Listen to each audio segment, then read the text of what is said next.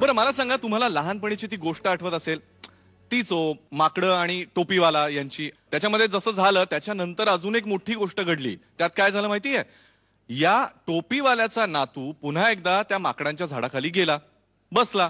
तर त्या माकडांनी परत त्याच्या टोप्या पळवल्या. आता याला माहिती होतं ना आधी काय झालंय. त्याने काय केलं, आधी दगड मारून पाहिले. माकडांनी तेच केलं. मग त्याने आपली टोपी काढली आणि खाली फेकली की आता माकडं टोप्या फेकतील. माकडं अशी त्याच्याकडे बघत म्हणाली, तुला काय वाटलं, तुझेच आजोबा फक्त गोष्टी सांगतात वाटतं. पाहिलत ना. अहो, अशाच अजून गोष्टी गाण्यातून सांगण्यासाठी आपल्या समोर येत आहेत आजचे आपले पुढचे कलाकार. जोरदार टाळ्यांनी स्वागत करा, सतीश तारे. ससा ससा ससा तो ससा की कापूस जसा त्याने कासवाची पैज लाविली. वेगे वेगे जाऊ नि डोंगरावर जाऊ ही शर्यत रे आपुली.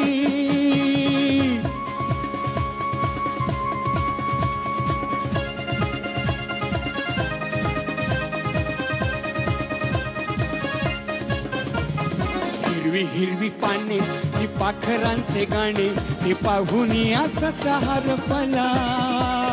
खाई गार चारा हा फांदीचा निवारा तो हळूहळू तेथे पेंगुळला.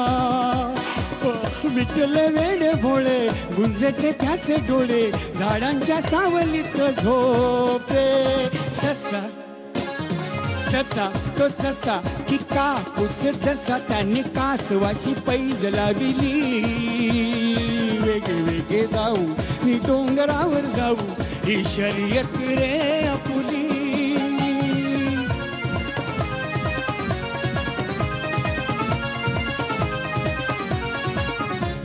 झाली सांज वेळ तो गेला किती काळ निशहारली गवताची पाती.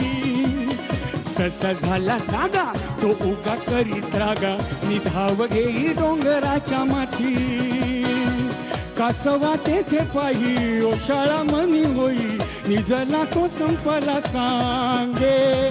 ससा ससा तो ससा की कापूस जसा त्याने कासवाची पैज लाविली.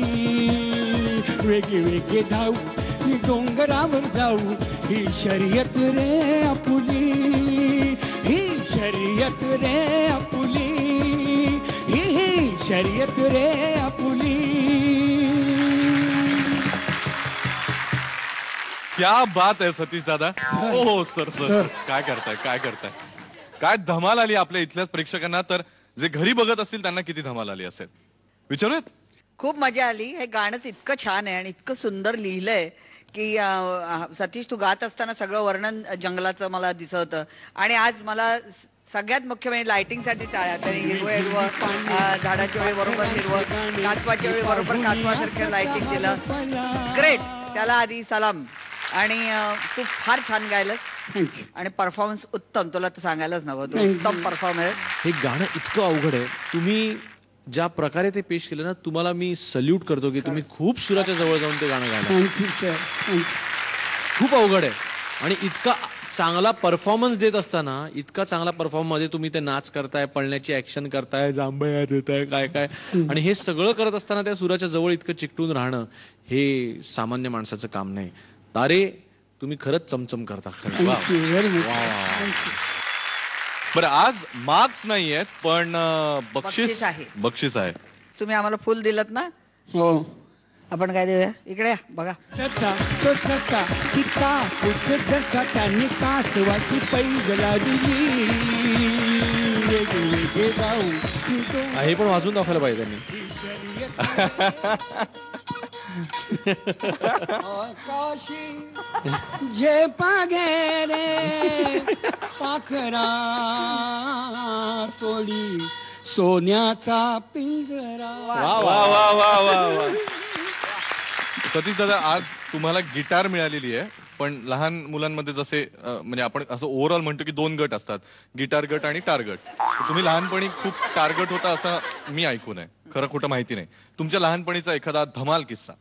मी स्टेजवर जेव्हा पहिली भूमिका केली त्या नाटकाचं नावच मुळात वडिलांनी ठेवलं होतं चिंतेत पडलेला राजा.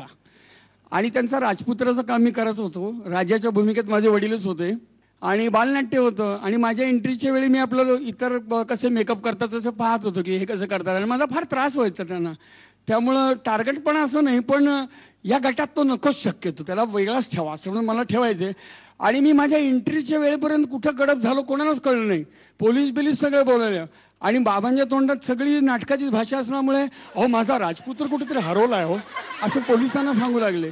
तर बाबांकडे बघितलं आणि म्हणतात अरे तुम्ही काय राजा वाटत नाही, पण राजपुत्र तर नाटकातला राजपुत्र आहे. आणि कुठल्या तरी फडताळात कपाटात जाऊन मी लपलो होतो आणि तिथे झोपलो होतो. कोणीतरी म्हणली एंट्री आली तुझी, आणि मी एंट्री करेपर्यंत पोलिसांनी मला स्टेजवरून ओढून आणला होता. हाच का तुमचा मुलगा, हा तिथे रंगमंचावर काहीतरी करतोय, हा नाटकातला नाही आहे का? हा माझ्या आयुष्यातला पहिली एंट्री आणि पहिली एक्झिट ही माझ्या आयुष्यातली अशी होती. तुमच्या पुढच्या सगळ्या परफॉर्मन्सेससाठी all the best. Thank you very much. Sa re ga ma pa, I get. Sa re ga ma pa,